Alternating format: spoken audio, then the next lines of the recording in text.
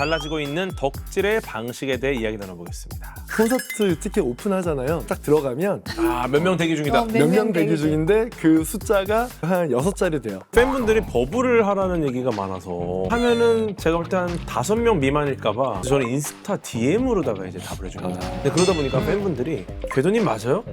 AI 같은데? 아티스트 입장에서는 나는 저 장르가 싫어서 안 불렀던 건데. 예를 들어 거절했던 곡일 수도 있잖아요. 네. 반갑습니다. AI토피아 궤도입니다. 지난 시간에는 아이돌을 만들고 스타의 디지털 영생까지 가능하게 한 AI 기술을 파헤쳐봤는데요. 아무리 완벽한 우상이 등장해도 결국 그 존재를 특별하게 만드는 건 팬분들의 마음이겠죠. 오늘은 AI 시대의 새로운 팬덤 문화, 달라지고 있는 덕질의 방식에 대해 이야기 나눠보겠습니다. 지난 시간에 이어 AI 트렌드를 전해주실 최소영 대표님과 엔터테인먼트 산업의 흐름을 짚어주실 차우진 대표님 함께합니다. 어서 오세요.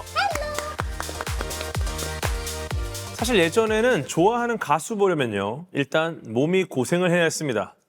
무거운 대포 카메라 들고 밤새 줄 서고 진짜 막 티켓 구하려고 좀 고생하고 막 아침부터 가서 줄 서 있고 이런 경험이 있었어요. 그죠? 해보시면 아시겠지만 콘서트 티켓 오픈하잖아요. 끝나잖아요. 그러면 오픈해서 딱 들어가면 네. 바로 이제 팝업이 뜹니다. 제 앞에 몇 명 대기 중이다. 몇 몇 명 명 대기 대기 중인데 그 숫자가 약간 한 6자리 돼요. 6자리면은 몇십만. 네네네. 그래서 한 13만 2,838번째 아하. 이제 제가 있는 거예요. 어떤 콘서트였습니까? 얘기해도 돼요? 아이유요.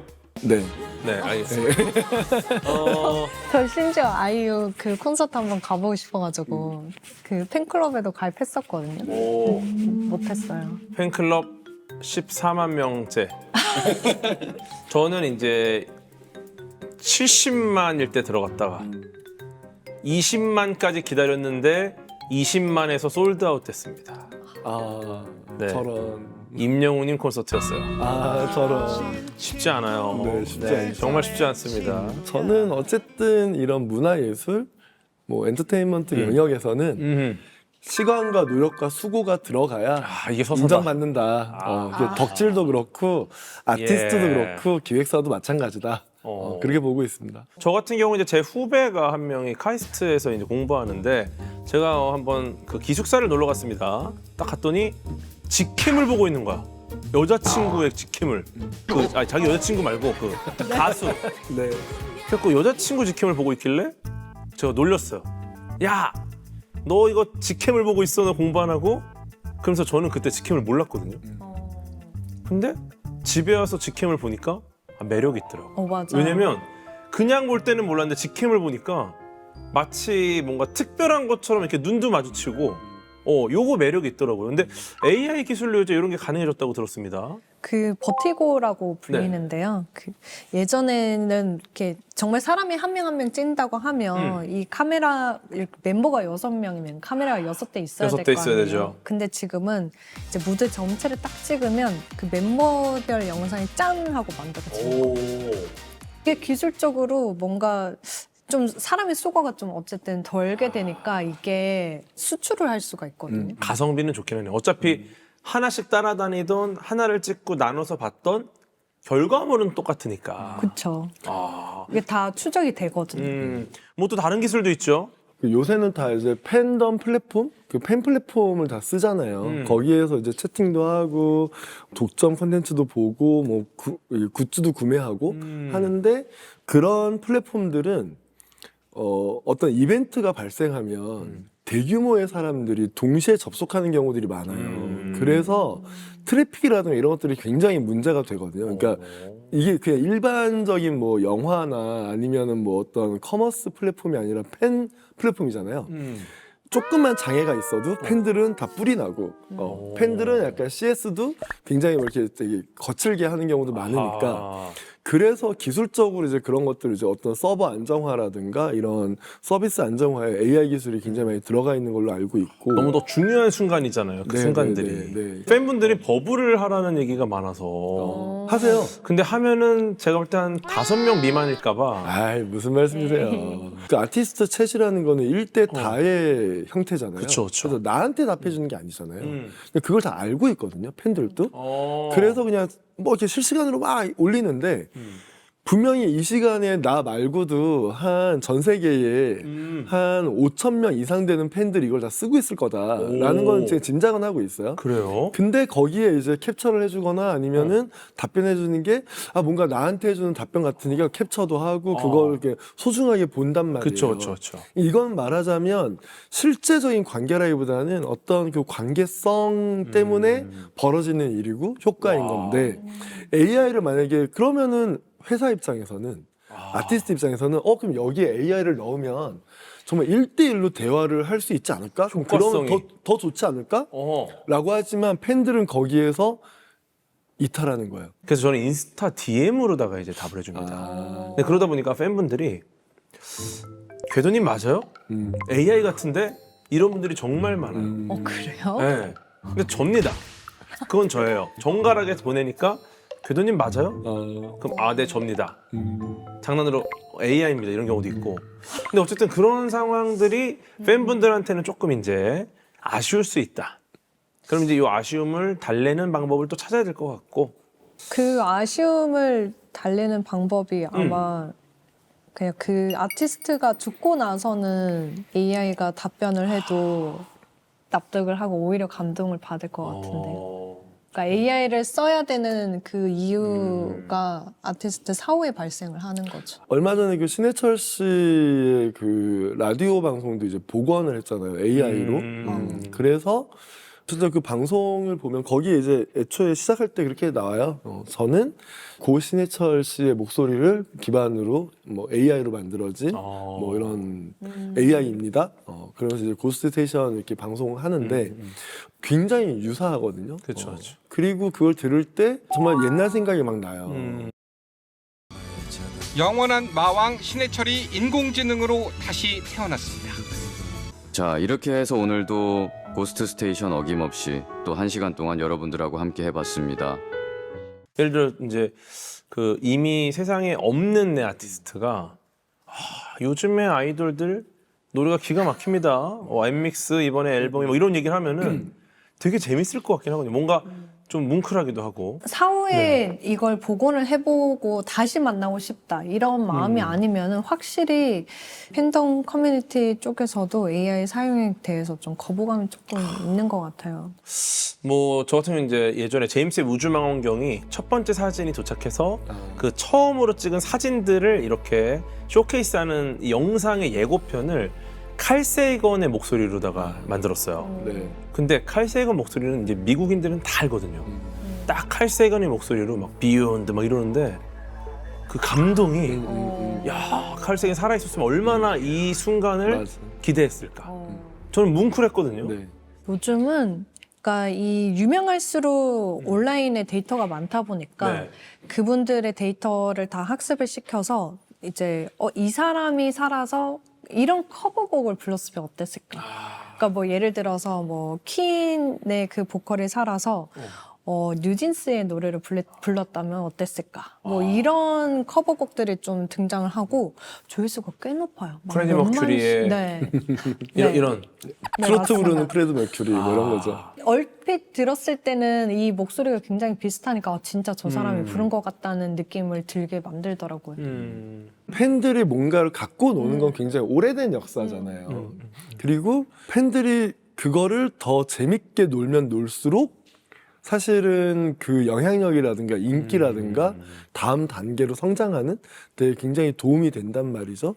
근데 여전히 여기엔 또 라이센스라든가 뭐 권리라든가 수익이라든가 이런 것들이 좀 얽혀 있긴 하지만 초기에는 이런 것들이 어느 정도 좀 허용되는 분위기가 있다. 그래서 AI로 내가 좋아하는 혹은 지금 히트하는 노래를 AI로 좀 막 훼손하는 게 아니라 좀 재밌게 즐기는 거라면 팬들한테는 이게 좀 용납이 되는 것 같아요. 그렇죠. 뭐 재해석이나 다른 관점에서 뭔가를 보여주는 거라면 이게 어쨌든 뭔가를 오염시키려고 하는 목적이 아니잖아요. 네. 오히려 더 리스펙하는 어떤 의미니까. 네. 이런 커버곡 이런 영상도 결국에는 좀 놀이문화인 것 같거든요. 아. 그냥 팬들이 이러했으면 어땠을까 하는 마음으로 정말 이게 그냥 제도적인 법의 관점에서 보면 너 왜 남의 뭐 초상권을 마음대로 했어?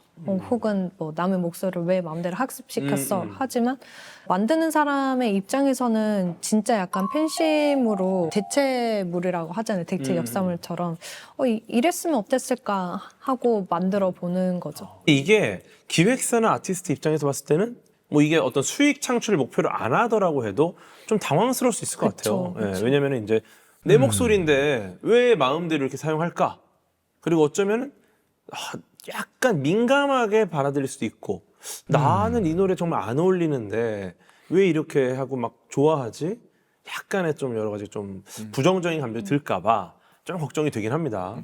아티스트 입장에서는 나는 진짜 저 장르가 싫어서 안 불렀던 건데. 예를 들어 거절했던 곡일 수도 있잖아요. 네. 근데 어. 왜 이렇게 하지라고 받아들일 수도 있으니까 그쵸, 그래서 그런지 그 테일러 스위프트가 최근에 어떤 거를 이제 저작권 이제 등록을 했냐면 투어를 다니면서 이제 뭐 인사를 뭐 Hey, it's Taylor 뭐 이렇게 인사를 한 그 목소리를 이제 저작권 등록을 신청을 지금 했거든요. 우리가 얼굴 정도는 초상권 침해 이렇게 생각했는데 이제 저런 목소리, 인사말 이런 거 이제 저 사람의 어떤 권리로 다 될 수 있고 유사성이 어쨌든 발견된다고 하면 누군가가 뭐 그 아티스트 이름으로 뭔가를 컨텐츠를 만들었을 때 혹은 쇼츠를 만들었다고 했을 때 법적으로 아티스트가 좀 자신의 권리를 좀 보장받을 수 있는 그런 새로운 시도를 좀 했구나 이거 좀 느낄 수 있었어요. 어쨌든 뭐 저도 이제 주변에 또 이제 과학 좋아해 주시는 분들이 많이 계시기 때문에 팬덤이 좀 있습니다. 이제 민트라는 팬 네임이 있어요. 네. 네, 이제 오픈 채팅방도 있고, 네, 또 DM으로 소통을 많이 하고, 종종 이제 뭐 SNS 라이브를 켜기도 하고, 네 그렇게 하는데 팬분들이 실제로 제 목소리를 이용해서 여러 콘텐츠를 만드십니다. 제가 이거 노래도 하고 네, 이렇게. 뭐 강연에서 소개를 하기도 하고, 뭐 예를 들어서 이제 제 목소리로 유사과학 이야기, 뭐 제 목소리를 학습해서 여러분 게르마늄 팔찌는 효과가 있습니다. 여러분 뭐 이런 거, 네. 제가 효과를 봤습니다. 이런 거를 하면 되게 웃기긴 하거든요. 네. 제가 절대 할 말이 아니거든요. 그러니까 뭐 이런 건 좀 재미있는 것 같기도 하고, 네 실제로 뭐 제 목소리로 뭐 노래를 부르는 것도 만들어 주시면 재밌을 것 같기도 하고, 근데 저는 이거를 그냥 뭐 유쾌한 놀이로 생각할 수 있을 것 같은데, 네 뭐 재밌는 게 많아요. 제가 제 얼굴을 활용해서 쇼츠를 만들기도 하시고, 네 그리고 실제 어떤 애니메이션 곡에서 과학자 역할로 잠깐 지나가기도 하고 네네. 이런 것들이 있거든요. 네. 재밌네요. 그러니까요.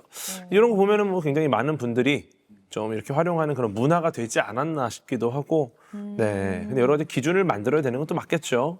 근데 네. 확실히 만약에 궤도님이 광고를 한 1년에 한 10몇 개를 찍는다고 하면 정말 100% 문제가 될 수밖에 없을 거예요.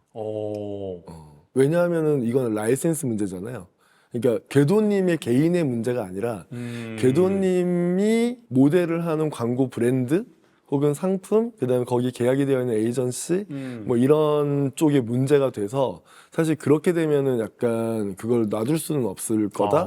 이미지에 어떤 변화가 있으니까. 네, 그래서 저는 이게 AI를 가지고 팬들이 뭔가 재밌게 놀고 아하. 그리고 그게 당연히 어떤 놀이문화니까 어떤 공동체적인 즐거움에 도움이 되거든요. 이걸 부정할 수는 없어요. 근데 AI라는 기술은 워낙 파괴적이어서 맞아요. 그래서 이거에 대해서 고민할 수밖에 없다. 2차 저작물이라는 개념에 대한 아하. 어떤 논의라는 게 네. 지금만큼 활발했던 적이 있는가라는 어허. 생각을 해보면 없는 것 같아요. 그러니까 네. 그 말씀하신 그 팬 창작물도 이 내 커뮤니티 안에서 그러니까 다른 팬분들과 이렇게 나누는데 쓰면은 우리끼리는 굉장히 재밌는데 여기 바운더리를 넘어가서 그 영상이 사용된다고 했을 때 아, 궤도님이 게르마늄 8주 괜찮다고 했어. 그래서 문제세요, 연기가. 하나에 10만 원 이렇게 근데 될 수 있는 거죠. 목소리가 저보다 조금 더 간사해요. 그래서 느낌이 와. 근데 이제 막 이렇게 얼굴 못생기게 만든다던가 이런 것들이 있거든요. 네. 그런 것들 좀 자제를 부탁드립니다. 네. 사실은 그런 맥락에서 보면 이런 권리를 지키는 그러니까 어떤 환경이 만들어져야 되잖아요. 이런 환경을 만드는데 누구 책임이 더 강하냐, 크냐라고 보면 약간 뭐 AI 뭐 새로운 기술 나오고 팬들이 좋아하고 사람들이 좋아하고 유명해지니까 좋지 않아라고 하는 거는 정말 그 당사자한테 그 책임을 전가하는 건 거예요. 어쩌면. 그래서 세상은 이렇게 바뀌고 있는데 네가 바뀌어야지. 이런 건데 오히려 업계에선 산업에서는 이거를 그러니까 이런 보호해야 될 건 확실히 보호해야 되는 게 맞거든요. 그리고 그거는 시장에 있는 사람들이 그러니까 이를테면 사업하는 사람들이 책임을 져야 되는 거예요. AI 어떤 모델이 기존에 있는 음악이라든가 영상이라든가 여러 가지 초상이라든가 이런 것들을 기반으로 학습을 해서 새로운 걸 만들어. 그럼 여기 대해서는 당연히 보상을 받아야 되고. 그럼 이거는 이제 법으로 해결하거나 아니면 제도로 해결해야 되는 문제고. 또 하나는 앞으로 그러면 새롭게 등장하는 사람들, 신인들 이런 사람들 아예 기회가 없을 수도 있잖아요. 그럼 이런 새로운 세대들한테는 또 어떤 기회를 줘야 되는지도 고민을 해야 되는 상황인 거죠. 사실 쉽지 않은 상황인데 맞아. 그렇죠. 어쩔 수 없다. 네, 뭐 긍정적으로 보는 부분도 있을 수 있지만 네. 그럼에도 불구하고 어떤 도덕적인 기준, 야 이거는 상도덕상 이건 아니지. 이거를 좀 어느 정도 마련해야지 좀 원활하게 좀 굴러갈 것이다. 이렇게 보시는 거죠. 실제로 이제 2026년 4월부터 연예인이랑 이런 엔터계 인물을 대상으로 AI로 이제 유사성 탐지 기술을 도입을 했다고 해요.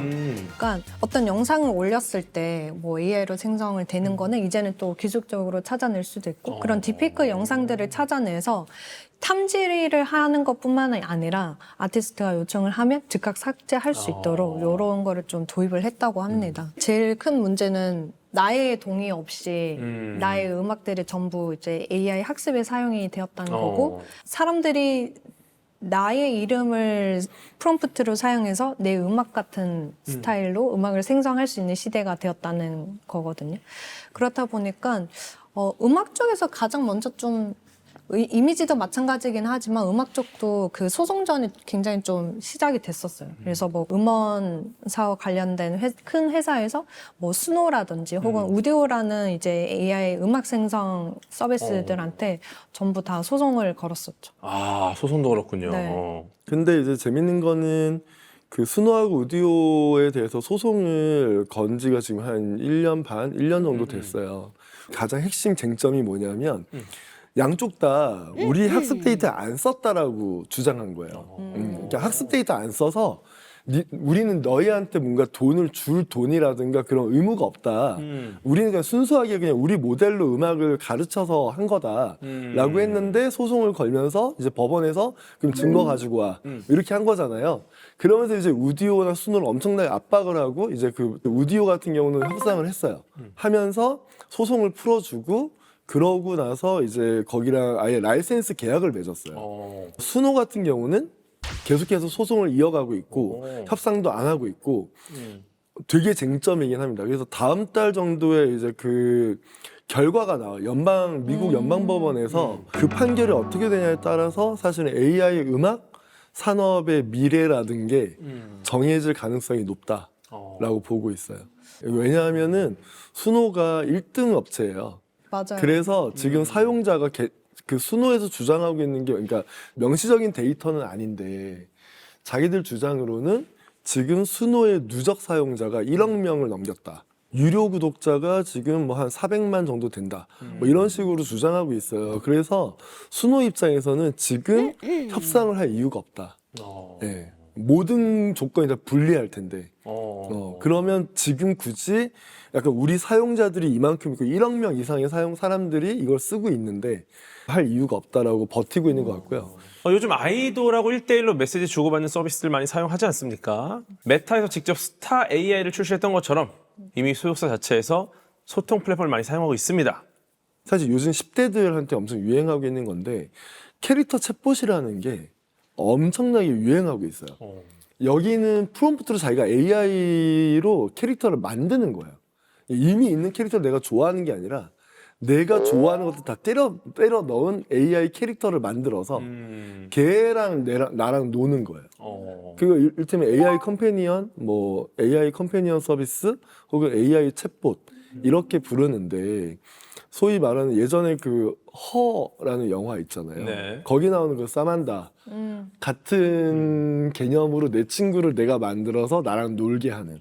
그리고 거기에 스토리도 입히면 다른 사람들이 이렇게 붙어서 스토리를 만들 수도 있어. 그전에는 스타를 좋아하니까 그 스타의 캐릭터를 따라간다. 내가 얘를 쫓아간다. 내가 얘의 팬이야. 하는데 지금은 누구나 정말 캐릭터를 만들 수 있고 그걸로 스타로도 만들 수 있다. 텍스트만 되는 게 아니라 이제 음성까지 붙이면 음성 대화도 가능한 거죠. 근데 그 아티스트의 목소리인 거죠. 근데 좀 다른 관점도 있죠. 이 청소년한테 이 AI 챗봇 서비스가 굉장히 악영향을 미친다는 그 이제 뉴스가 계속 나오고 있어서 최근에는 그 미국 연방거래위원회도 AI 이런 컴패니언 챗 여기에 대해서 이제 조사를 좀 시작하기도 하고 청소년 팬들한테 이게 큰 영향을 주니까 빅테크 AI 회사에게 이거 미성년자가 대화를 이렇게 할 수 있는데 막지 않은 너의 책임도 있지 않냐 이런 이야기도 좀 나오고 그랬었습니다. 그러네요. 정말 팬 입장에서는 정말 행복한 기술일 것 같기도 한데 동시에 어디까지 허용해야 할까 이런 고민도 필요할 것 같습니다. 덕질의 꽃은 결국 현장이잖아요. 공연을 보러 갔을 때 나와 아티스트와의 거리도 너무 멀잖아요. 실시간 업스케일링을 하면 이제 아티스트가 굉장히 선명하게 보이는 어떤 번역이나 통역 서비스도 이 AR 글래스에 딱 뜰 수 있을 것 같고 공연장을 가기 위해서 준비하는 그때부터 공연의 경험이 시작돼요. 집에 와서 잠들 때까지도 이어져요. 마이클 잭슨 좋아하세요? 좋아하죠. AA 콘서트 하면 가실 거예요? 50만 원, 50만 원. 팬은 소비하고 즐기면서 문화를 만드는 것 같아요.